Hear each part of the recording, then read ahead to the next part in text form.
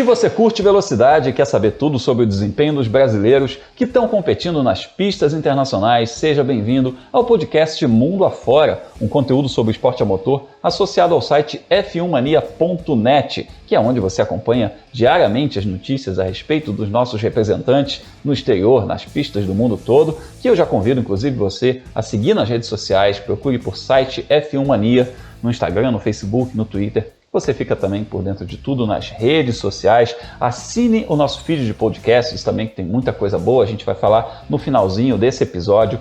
Eu sou o Alexander Grunwald, jornalista especializado em automobilismo. Estou mais uma semana aqui com os companheiros, nossos também jornalistas especializados, para a nossa resenha semanal a respeito do mundo do automobilismo envolvendo os brasileiros que competem nas categorias internacionais, Leonardo Masson e Felipe Giacomelli, e uma semana aí para a gente falar de anúncios envolvendo brasileiros rumo à Fórmula 1, rumo à Fórmula Indy. Vamos falar da molecada, que a gente tem muito nome bom nas categorias de base do automobilismo, tanto na Europa quanto na América do Norte. E Felipe, a gente teve um anúncio bem importante de um campeão nessa semana. Oi Grum, oi Léo. Grum, que surpresa, hein? Gianluca Petekoff, ele veio de 2 semanas em que anunciou que estava saindo da Prema, na semana seguinte anunciou que estava saindo da academia da Ferrari. Nossa, saindo de 2 equipes assim, o que poderia acontecer com ele? Ir para uma categoria menor, fugir do cenário dos principais campeonatos? Que nada. Sabe o que ele fez? Fechou para correr na Fórmula 2 e vai andar pela Campos agora em 2021. Sem dúvida um upgrade na carreira do Gianluca, e a gente tem que lembrar aí, né, piloto de 18 anos com pontuação de superlicença para a Fórmula 1 é uma joia para as equipes da Fórmula 1 ficarem de olho. Então é um passo importante, a gente vai falar muito disso, a gente conversou com o Gianluca e a gente vai falar muito a respeito dessa decisão dele pular a Fórmula 3 e ir direto para a Fórmula 2, né, Léo? Aliás, Léo, não foi só o Gianluca, né, tem brasileiro que bem cotado aí que saiu da academia da Ferrari também, mas esse mudou completamente o rumo da carreira. Pois é, Grum. Primeiramente, alô você, Grum, Felipe, você que acompanha a gente. O Gianluca saiu da Ferrari, o Enzo Fittipaldi também saiu da Ferrari, mas mudou completamente o rumo da carreira. Ele saiu da Ferrari, saiu do automobilismo europeu para ir para os Estados Unidos. Vai correr na Indy Pro 2000 no ano que vem, a gente vai falar disso logo mais. Isso aí. Então a gente vai falar também a respeito de Dudu Barrichello, a gente vai falar a respeito de Caio Collet, tem muito brasileiro aí nas categorias de base e o episódio de hoje, nosso episódio 37, é completamente dedicado a essa molecada. Então, vambora, é hora de viajar mundo afora.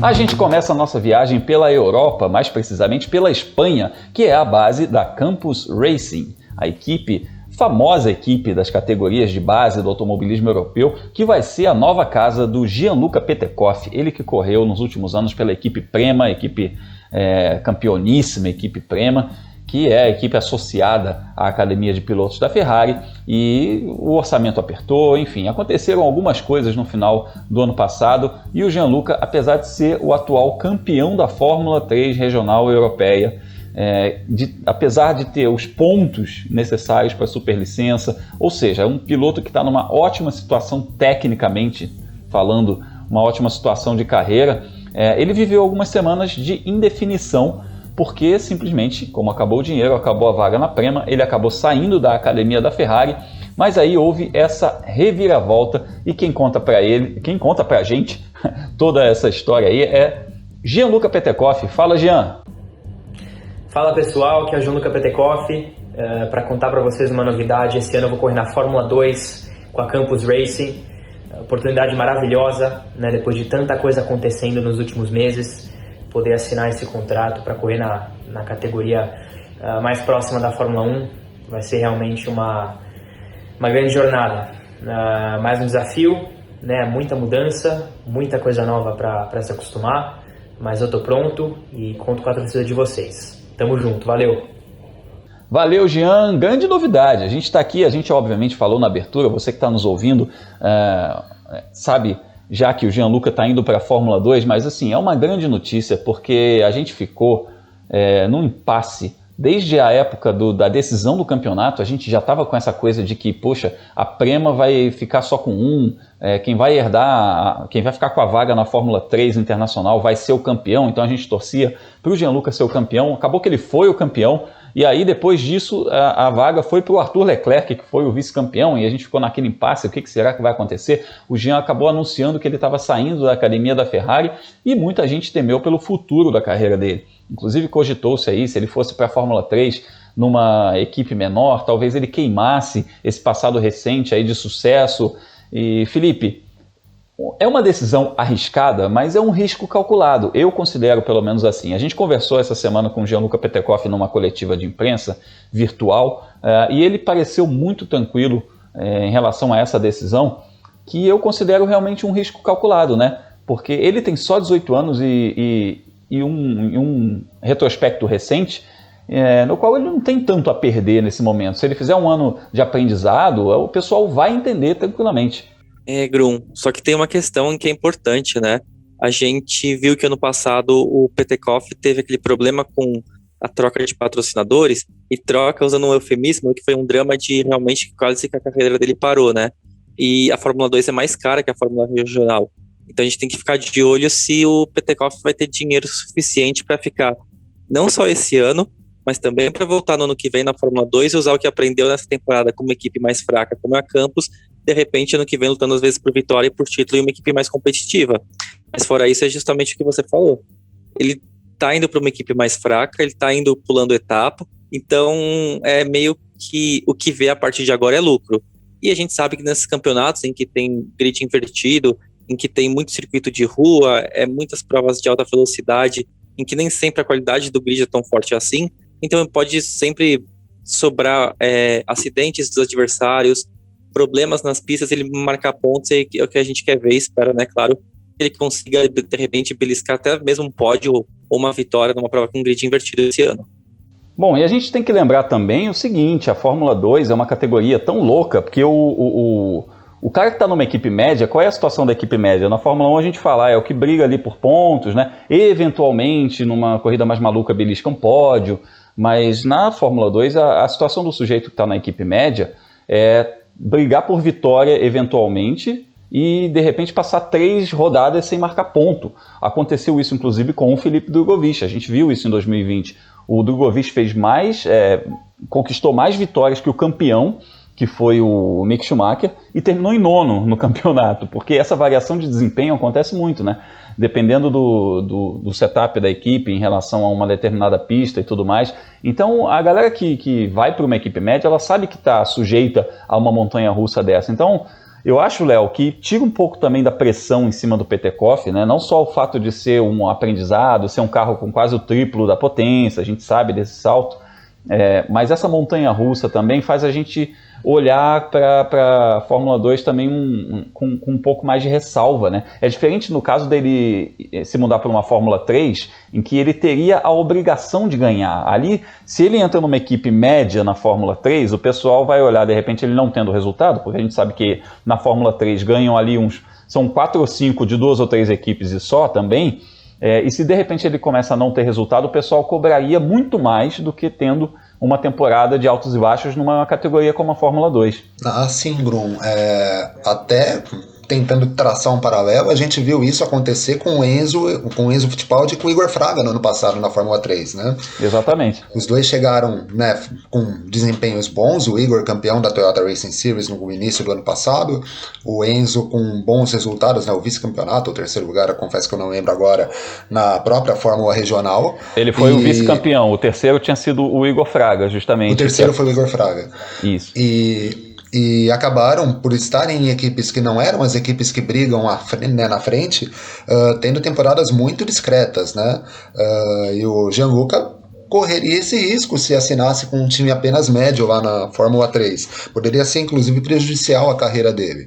Então ele tem esse risco de subir para uma categoria acima do que era imaginado por ele, a Fórmula 2, mas em compensação ele vai ter essa tranquilidade de defender a Campos, que também não é uma equipe que briga por vitória costumeiramente, é uma equipe semelhante até à MP Motorsport, que foi defendida pelo Drogovic no ano passado. Mas vai ter a segurança de poder fazer o campeonato dele sem tanta pressão assim, de repente até com tempo de mostrar bons resultados para conseguir patrocinadores, para quem sabe fazer uma segunda temporada na Fórmula 2 no ano que vem. Então, né, por esse ponto é uma aposta, né, bastante, até segura talvez, do Petekoff. Ele corre o risco de não ter um bom desempenho no campeonato, mas vai ter a segurança de ter esse ano com aprendizado mesmo, né? E a gente precisa olhar o cenário completo, não só a coisa da situação de carreira, em que fase da carreira ele está. A gente tem que lembrar que no ano passado o Gianluca quase não terminou a temporada da Fórmula Regional, essa que ele foi campeão, por falta de orçamento, ou seja, dinheiro sobrando não tem. Então tem que planejar o dinheiro pensando justamente, vai fazer um ano de Fórmula 3, aí depois vai ter que ir para a Fórmula 2, onde você vai fazer no mínimo 2 anos, né? Aí você começa a fazer aquela conta, e aquela conta vai ficando mais alta. E o Jean, tendo só 18 anos, tendo os pontos de superlicença, é jogo para ele estreitar um pouquinho, né? Pular um pouquinho uma etapa, já de repente ir para um passo mais alto, porque ele já meio que está garantido no que ele precisa fazer em categoria de base, que é fazer essa pontuação. Ele já tem título, já tem essa pontuação. O que ele precisa agora? Ele precisa hora de voo, precisa quilometragem, com um carro mais potente, né, Felipe? E inclusive, para ele conseguir mostrar que se adaptou a um carro mais potente e aí sim despertar para as equipes de Fórmula 1, de repente até uma associação com outra equipe, para entrar na academia de outro time, né? Já que ele era da Ferrari, ele tem até esse contexto de ter feito parte de uma academia, ele sabe como as coisas funcionam. Então, quer dizer, tendo juventude, tendo pontuação de superlicença, tendo tempo ali para chegar, mesmo não tendo a grana para ficar muito tempo, mas ele pode ser trabalhado por uma equipe, ele é um ativo importante no mercado nesse momento, olhando para as categorias de base como um todo. E Grum, em patrocínio também é uma coisa que a gente que acompanha o automobilismo já viu, ele vem e vai, né? A gente sabe que tem histórias de pilotos que pararam de correr, mas é muito comum pilotos que de repente acabam arrumando um investidor e aí consegue deslanchar na carreira, aposta tudo ou nada e consegue. O Felipe Nasser, por exemplo, quando ele estreou na Fórmula 2, a categoria chamava GP2 na época, foi apoiado por um grande banco e aí ele conseguiu pagar a carreira dele rumo à Fórmula 1 quase toda, né? E nada impede que o Petekoff esse ano ele consiga se destacar e aí também garantir um patrocínio assim que já resolva a vida dele por um tempo. E o que você falou é muito verdade. Também tem que pensar qual que seria a vantagem de correr na Fórmula 3, se a gente sabe que a Fórmula 3 é uma categoria pouco competitiva, né? A gente normalmente são 3, 4 carros ali, 2 da Prema, 1 da RT que disputam as vitórias e o resto é meio que cumprindo tabela, né? Então, acho que pesando por isso, o Petekoff fez uma boa escolha de ter subido. Eu concordo, foi uma boa escolha e a equipe Campos é uma boa porta, apesar do ano de 2020 ter sido ruim. A gente viu que o Samaia não pontuou, mas a gente viu o Jack Aitken, que tinha feito uma temporada muito boa, no top 10, ficou acho que em 14º lugar no campeonato. Não foi um ano bom para Campos, eles vão ter que se acertar ainda. A questão da mudança dos pneus, que agora tem um perfil um pouco mais baixo, talvez eles não tenham se acertado tanto com isso. Mas é uma equipe para evoluir, é uma equipe como o Felipe Drogovic fez com a MP, a gente viu, a MP também ganhou bastante com a chegada do Felipe Drogovic. Eu acredito que o Gianluca possa trabalhar junto à equipe para fazer esse desenvolvimento, e qualquer desenvolvimento que ele faça vai ser valorizado por conta de tudo isso que a gente conversou do momento de carreira dele. O primeiro contato do Gianluca Petekoff com o carro da Fórmula 2 vai ser nos dias 9 e 11 de março, lá no Bahrein, no circuito de Sakir. E a gente vai ficar de olho, evidentemente, vai trazer novas informações e mais para frente, novos episódios, a gente vai conversar mais detalhadamente com o Gianluca Petekoff a respeito dessa mudança radical aí, apesar de não ser uma mudança tão radical, apesar de se continuar rumo à Fórmula 1, mas uma mudança que surpreendeu muita gente pelo tamanho do passo que ele deu. Então, vamos seguir viagem, né? A gente sai da Espanha e vai para a Holanda, ainda na Europa, mas a gente segue viajando mundo afora.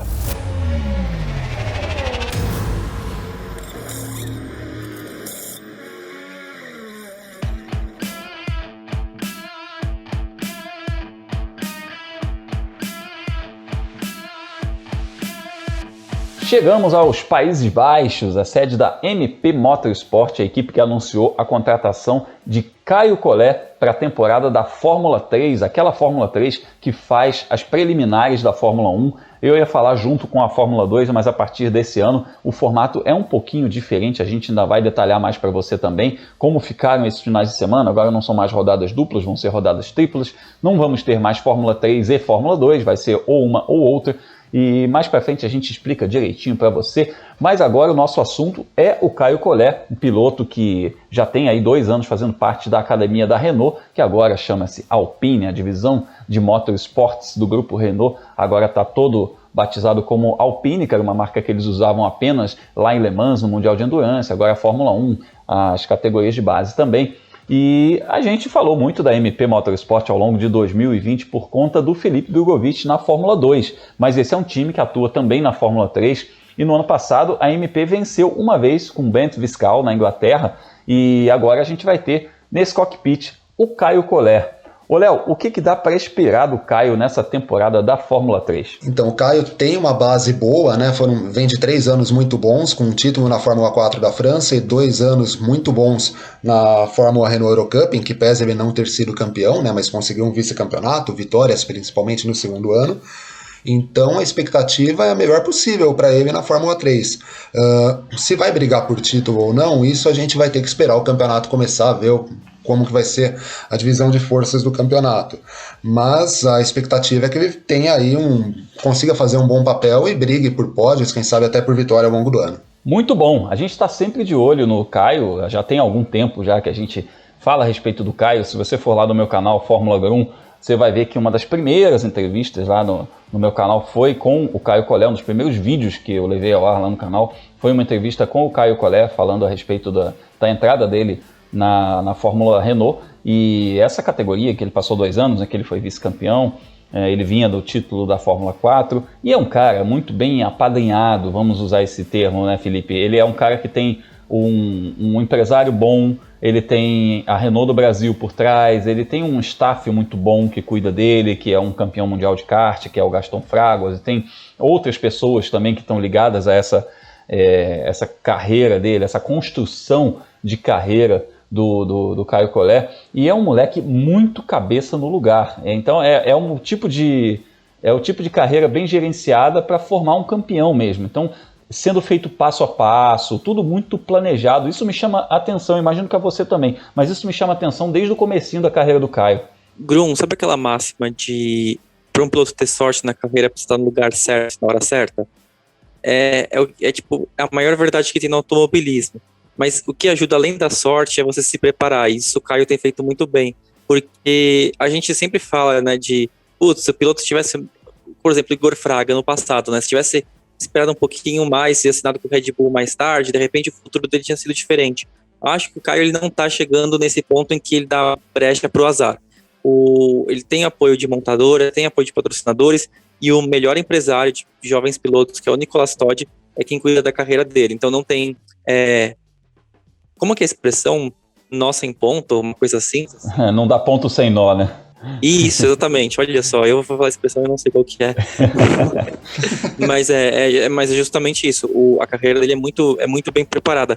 Por isso a surpresa de ele correr com a MP. Talvez a gente estivesse esperando, como ele está vindo da principal categoria de acesso da Fórmula 3, né, que era a Fórmula Renault, que ele corresse para uma equipe grande, de repente como pela Prema, de repente pela RT, aí vai correr pela MP que está talvez num segundo, terceiro escalão. Como a gente falou um pouquinho mais cedo nesse episódio, a Fórmula 3 é uma categoria que ficou meio marcada por 2, 3 carros terem chance de brigar pela vitória. Não é o caso da MP, mas a gente espera que o Caio Collet consiga superar esse desafio e, claro, aproveitando, claro, que a limitação do equipamento, marcar pontos, brigar por pódios, brigar por vitórias e não só chamar atenção, mas que ele consiga no próximo ano ou subir direto para a Fórmula 2, ou fazer companhia para o Petekoff, quem sabe, ou então ficar mais um ano na Fórmula 3 brigando por vitória e por pódio, porque eu acho que esses 2 cenários devem estar sendo bem cogitados pela equipe que cuida da carreira dele. E a coisa de brigar com a Prema é um pouco também, né, é um pouco quixotesco até, porque a Prema é uma equipe que é muito forte nas categorias de base, para ganhar deles, realmente o trabalho ele tem que ser muito forte, ele tem que ser um trabalho muito bem construído, né? Então, é bom para o Caio também, de certa forma, né? Se a gente pensar por esse lado, é bom ele vir mais como franco atirador, né? Porque o mercado olha um pouco diferente, assim, né? Ele não vai ter toda a estrutura principal, digamos assim, da principal equipe da categoria. Ele pode ser uma boa também, né? Ele ser o cara que vai bater a prema e não um cara correndo na prema. Talvez aquela máxima, né, de se você tá na equipe dominante, a equipe ganhadora, se você perde, é fim do mundo para você. Se você tá numa equipe que é franco atirador e você ganha, aí é o céu, né? O paraíso. É isso aí. Léo, a primeira atividade da Fórmula 3 já vai ter pré-temporada aí em fevereiro. Agora, finzinho de fevereiro, já tem carro na pista, né? Ah, sim, Grum. Eles correm, né? Eles testam ali no dia 25 e 26 de fevereiro em Jerez. Né, é uma pista que não recebe o campeonato, né, faz algum tempo que Jerez não recebe nem as categorias de base da Fórmula 1, nem a Fórmula 1, mas vai ser a primeira bateria de testes. A Fórmula 3 vai ter 3 baterias de testes, né, enquanto a Fórmula 2 vai ter 2 sessões aí. Isso aí, então depois de falar da Fórmula 2, falar da Fórmula 3, a gente vai, né, viajar da Holanda, a gente continua na Europa, a gente vai viajar da Holanda para a Itália, porque a gente vai falar da Fórmula Regional. Então simbora, vamos viajar mais um pouquinho.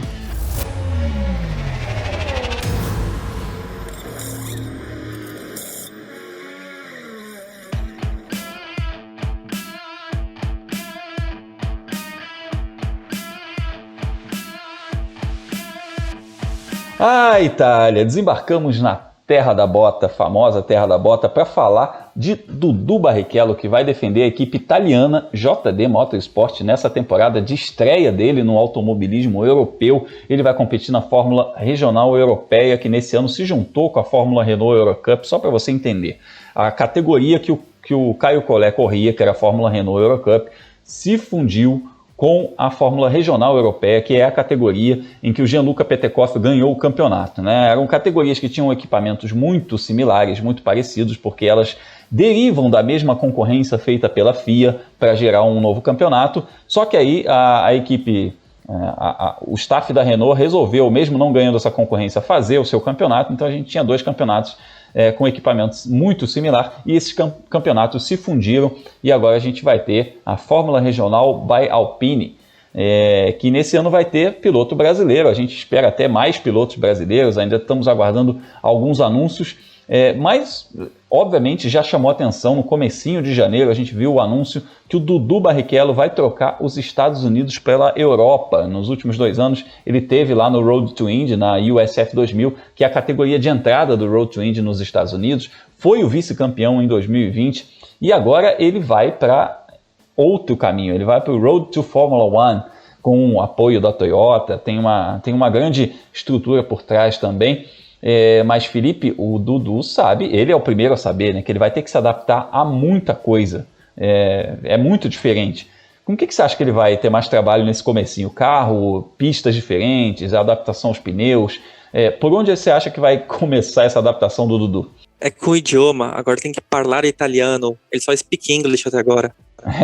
Exatamente. Agora, mas a molecada do kart, né, todo mundo ali que corre de kart na Europa, fala muito italiano desde cedo, né? Ele convive com muitos desses meninos, então ele vai pegar rápido. E você tem que lembrar também que Barrichello, né? Barrichello é italiano, então tá em casa.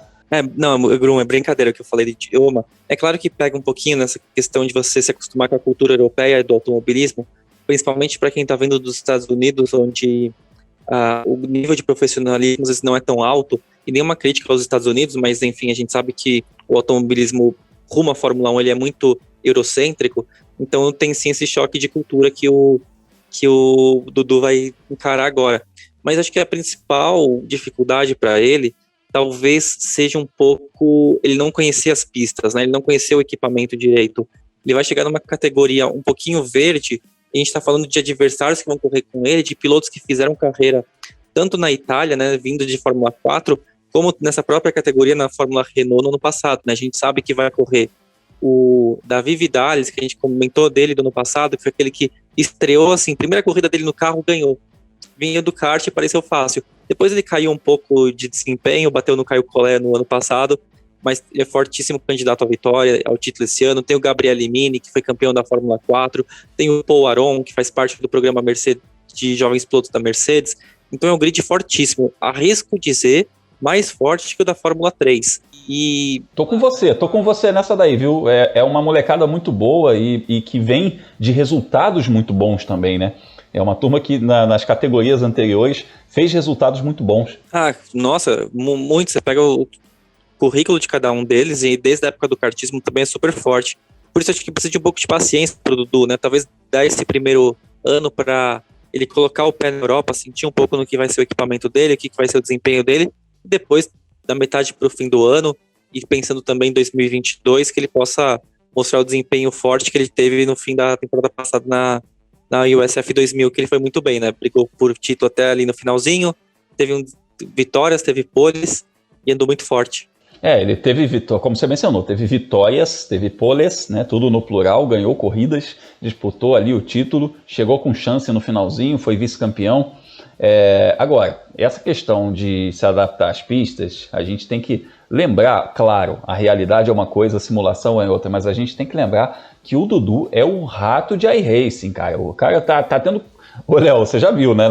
Toda hora tem os stories dele lá, tem competição do iRacing, o Dudu tá dentro, então ele deve tá maratonando todas essas pistas em que ele vai ter que competir, cara, e foi essa semana que ele chegou, enfim, na Itália, chegou junto com o irmão e o pai, inclusive, eles foram lá conhecer a equipe, e aí ele conheceu a nova casa dele e tudo mais, e aí ele já fez banco, já fez simulador na equipe e tal. Agora você imagina, até o comecinho de fevereiro, o que o Dudu deve ter andado de simulador para conhecer essas pistas aí em que ele vai competir na Fórmula Regional? Eu vou usar um termo não muito usual aqui. O cara é um rato de iRacing, né? Isso, do jeito que a gente é rato de autódromo, né? Pois é, a gente lembra de uma coletiva do Rubinho, não do Dudu, falando deles acordarem 7 horas da manhã para jogar. Então, só por aí a gente imagina o quanto que ele deve ter testado nessas pistas europeias, que ele nunca andou, e ele nunca andou em nenhuma, né? A gente lembra da coletiva que ele fez no começo do ano para anunciar a participação na Fórmula Regional, ele jamais andou em pistas europeias, então ele deve ter aproveitado esse período para treinar muito em todas essas pistas. Agora, o que a gente tem que esperar, Grum, é um ano de adaptação para ele. Como o Felipe disse, o grid é muito forte, talvez mais forte que o da Fórmula 3. Os principais concorrentes, todos eles, vêm credenciados por títulos, vêm credenciados por boas temporadas, seja no kartismo, seja já nas competições de Fórmula. O nível de profissionalismo, como o Felipe disse, é muito diferente do que ele tinha nos Estados Unidos. Agora, ele tem habilidade. Eu acho que o projeto dele é um projeto para mais que um ano lá na Fórmula Regional. Então, a expectativa é que ele consiga fazer um ano de adaptação, use as primeiras corridas para se entender com o carro, de repente se entrosar com a equipe, né, pegar as características de tudo para... talvez ali na metade do campeonato para frente, poder brigar um pouco mais à frente. Mas o que eu vejo é o Dudu com um projeto a longo prazo e pensando em não só uma temporada, provavelmente em 2 temporadas até nessa Fórmula Regional nova, né, nessa Fórmula Regional turbinada, para aí sim poder brigar efetivamente por vitórias, quem sabe até por título. Turbinada não, rapaz, alpinada. Vamos Alpinada. Dar nome. Alpinada, exatamente. A Alpine chegou lá dando suporte, então os equipamentos lá, motor da Renault, vai ser divertido, vai ser um ano bacana, vai encher mais esse grid, é um grid muito forte, como a gente mencionou agora há pouquinho, o Felipe falou, e tem uma coisa que o Felipe falou no ano passado, num dos nossos episódios no finzinho do ano, que me chamou muita atenção, eu guardei essa coisa na cabeça, que é a estratégia de carreira para o Dudu foi muito bem construída, porque obviamente vai ter a pressão de ser filho de quem é, a gente sabe como as coisas funcionam, foi assim com o Christian Fittipaldi, foi assim com o Pietro Fittipaldi, foi assim com o Nelsinho Piquet, foi assim com o Bruno Senna, que é o Senna, sobrinho do Ayrton, aquela coisa. Então, quer dizer, a gente sabe que o sobrenome vai pesar nesse negócio. Então, a estratégia de botar o Dudu nos Estados Unidos, fazer 2 anos ali, numa categoria de base, para aprender, pegar a mão da coisa de andar com carro, que é diferente de andar de kart, eu acho que foi uma estratégia muito boa, que agora ele começa na Europa, é meio que um recomeço. As pessoas não vão falar assim, nossa, Dudu no 3º ano de automobilismo, porque na real a gente sabe que óbvio que você ter experiência, hora de voo, etc., né, Felipe, ajuda. Mas é uma realidade completamente diferente. Então, a gente encara de fato, e é justo a gente falar isso, a gente encara de fato como o primeiro ano do Dudu rumo à Fórmula 1. E Grum, quando eu falei isso, lembrando que o Dudu, ele mora nos Estados Unidos, né? Então ele correr nos Estados Unidos equivale a um piloto brasileiro começar a carreira aqui no Brasil. Então é um pouco estranho, né, que a gente está falando de ir para os Estados Unidos e sair de lá rumo à Fórmula 1, mas para ele é o caminho natural, né? O que os pilotos americanos fazem, né? E ele mora lá. É claro que ele é brasileiro, né? Filho do Rubens Barrichello, a gente sabe disso, mas a questão geográfica acaba pesando. E para ele é importante que ele não chega cru, né, na Europa. Não vai ser um piloto que tá indo para lá, tipo, acabou de sair do kartismo, de repente já mudou de país também, e tem que se adaptar tudo de uma vez só. Não, ele já chega com alguma base. É claro que o carro é diferente, as pistas são diferentes, o idioma é diferente, vai mudar tudo para ele, mas, sabe, aquela coisa de piloto mesmo, aquele feeling, tipo, de você acordar de manhã sabendo que você tem um treino de classificação para passar, você vai sentar num carro, você sabe como que o carro vai reagir, porque você já andou em monoposto nos últimos 3 anos da sua carreira. Então tudo isso ele já passou por essa fase. É isso aí. Muita sorte ao Dudu aí nessa mudança. A gente sabe que é uma mudança que não é simples, né? Ela envolve muita coisa. Eu não quero usar a palavra difícil, por isso que eu estou usando a palavra complexa. Porque não necessariamente um piloto ele vai fazer o trabalho dele, etc. Por isso que eu disse que não é simples. Ela é complexa porque ela exige habilidades diversas e adaptações diversas a muitas coisas. Então o Dudu vai ter que fazer esse trabalho e a gente sabe da capacidade dele e confia nisso. Então muita sorte ao Dudu Barrichello nessa mudança para a Europa. A gente lembra aí, falou muito das pistas que ele vai correr e tudo mais que ele deve ter feito no simulador. A primeira etapa está marcada da Fórmula Regional Europeia, está marcada para 24 e 25 de abril em Spa-Francorchamps, na Bélgica. Então, evidentemente, quem curte simulador já deve ter andado muito em Spa, na Bélgica. Então, o Dudu vai estrear logo nessa pista, vai ser muito bacana, a gente está muito na torcida por ele. E a gente já falou muito de Europa, né? E a gente falou, inclusive, de um piloto aqui, o Dudu Barrichello, que está mudando da América do Norte para a Europa. Então, agora vamos fazer o contrário. Hora de viajar da Europa para os Estados Unidos.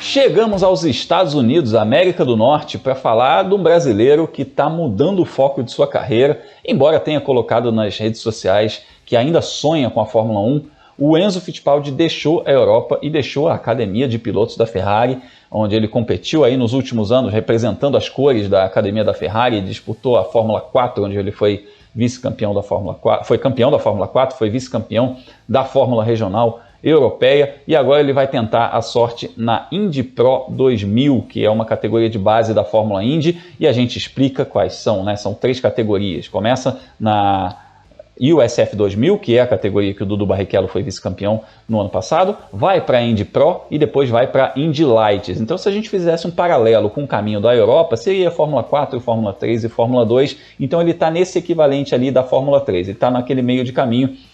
Lembrando que ele vem de uma temporada complicada na Fórmula 3 Internacional, onde ele competiu lá nas preliminares da Fórmula 1, mas agora ele vai para os Estados Unidos e vai defender a equipe Andretti RP nessa categoria de base da Indy, e obviamente, né, ele que é um piloto que nasceu, cresceu nos Estados Unidos, então quer dizer, tem familiaridade com o automobilismo americano, então obviamente ele conhece bastante a Fórmula Indy e vai ficar de olho nesse target da carreira dele. É um caminho totalmente diferente do Pietro Fittipaldi, né? O Pietro Fittipaldi fez lá um comecinho de carreira nos Estados Unidos, andando nos ovais de uma divisão regional da NASCAR, mas ele foi logo cedo para a Europa, andou já de Fórmula 4, Fórmula Renault, foi campeão de Fórmula Renault inglesa, inclusive, até chegar à Fórmula 1 e chegou à Fórmula 1, né? Então o Enzo agora ele começou também na Fórmula 4 lá na Europa, mas já nesse meio de caminho, ele se volta para uma divisão de base da Fórmula Indy. Léo, qual é o nível de adaptação? A gente falou agora há pouco do Barrichello ter que se adaptar dos Estados Unidos para a Europa. Agora a gente está falando do contrário, né? Qual é o bug que pode dar na cabeça do piloto? O que ele vai ter que se preocupar nesse momento de carreira? Não é necessariamente mais fácil, né? Não, é diferente, né? É diferente.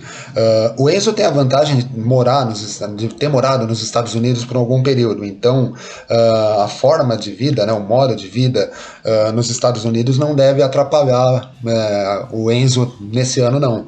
Me parece que o carro da Indy Pro 2000, para quem não lembra, a Indy Pro 2000 é a antiga Pro Mazda, né?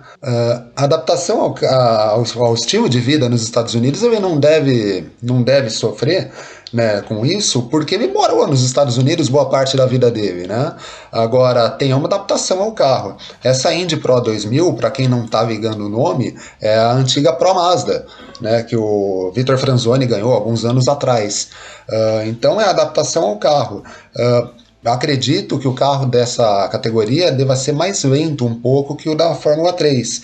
Agora, em compensação, ele tem que conhecer as pistas. O Enzo, traçando um paralelo com o Pietro, ele teve uma carreira mais comum, pensando em Fórmula 1, né, já correndo no automobilismo europeu de cara, mas ele migra agora para as categorias de base da Indy, ainda pensando na Fórmula 1. Então, assim como o Dudu, que saiu dos Estados Unidos para a Europa, ele tem o detalhe de não conhecer as pistas americanas. Isso pode pegar um pouco aí para a temporada do Enzo.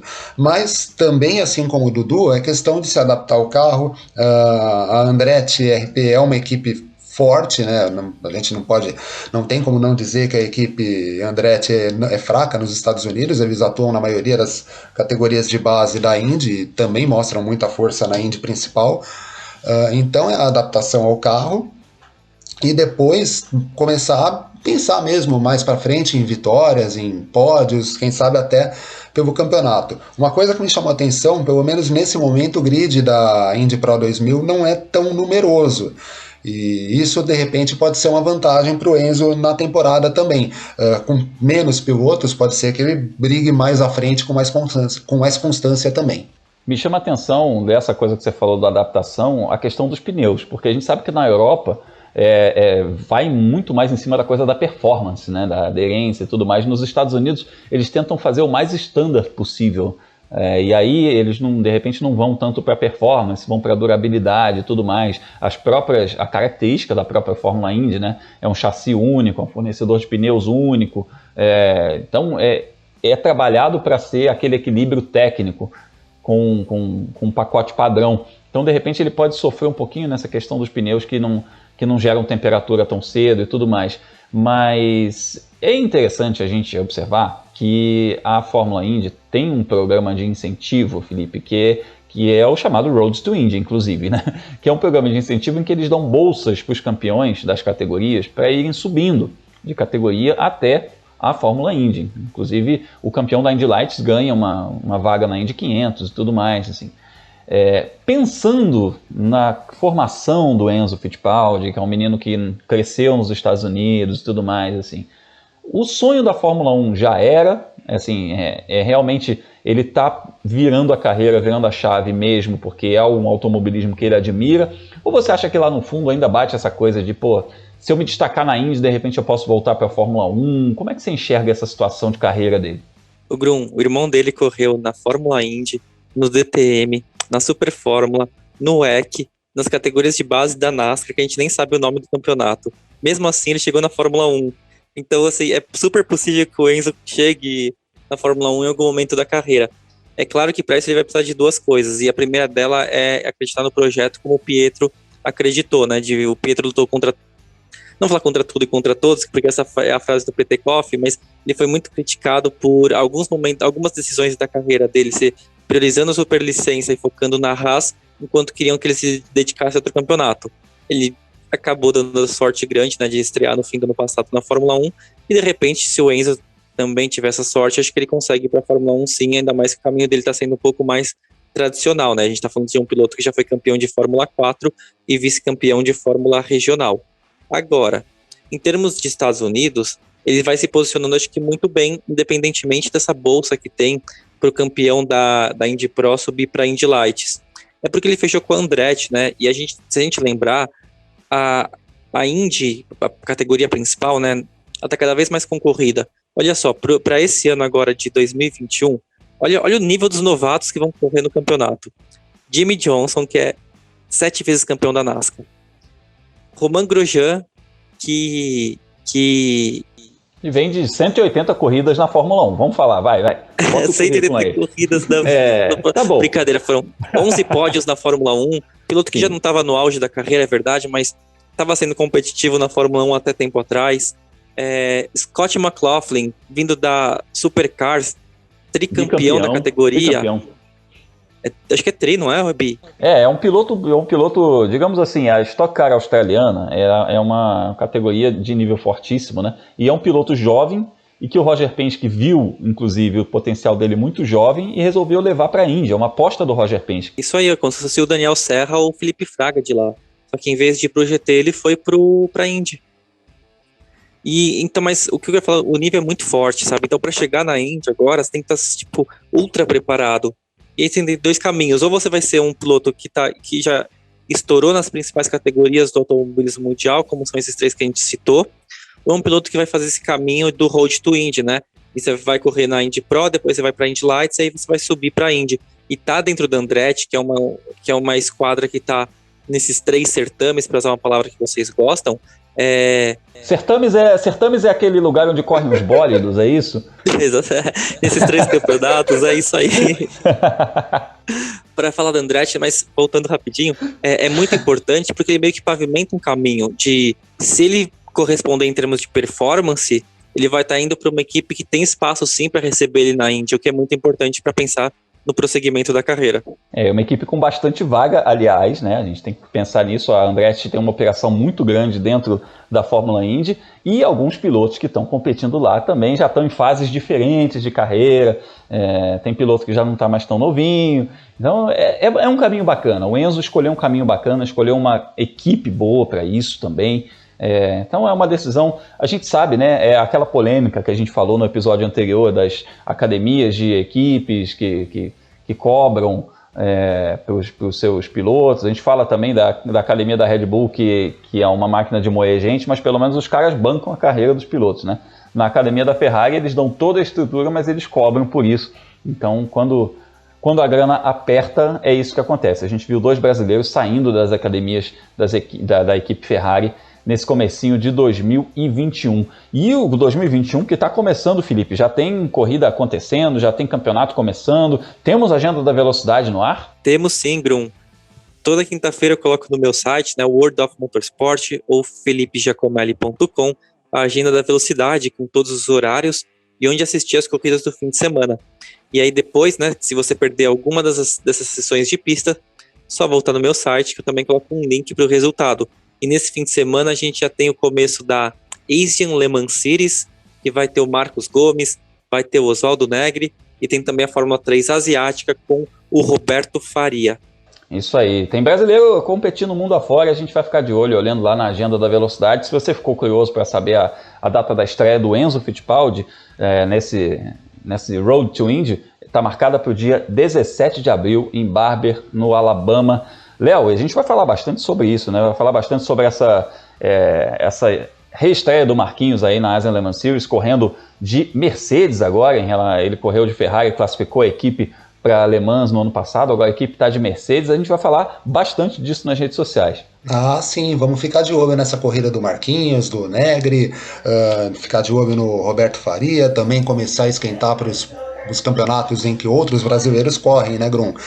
A gente vai falar bastante disso nas nossas redes. Quem quiser me seguir, procura no Facebook, no Instagram ou no Twitter por Leonardo Marçom, que a gente está falando bastante lá das corridas.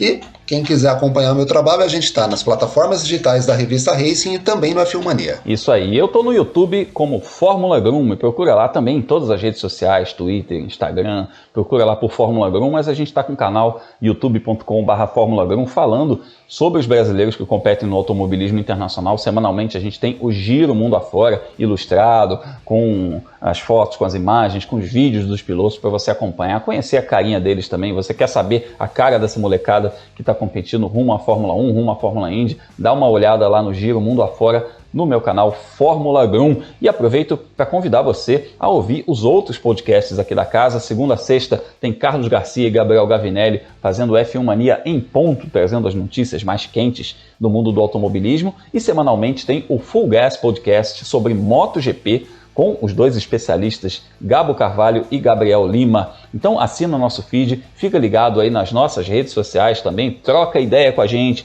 para a gente falar a respeito dos brasileiros que estão competindo mundo afora. Na próxima semana a gente se encontra de novo aqui no podcast, então eu te espero no próximo episódio. Forte abraço, até lá!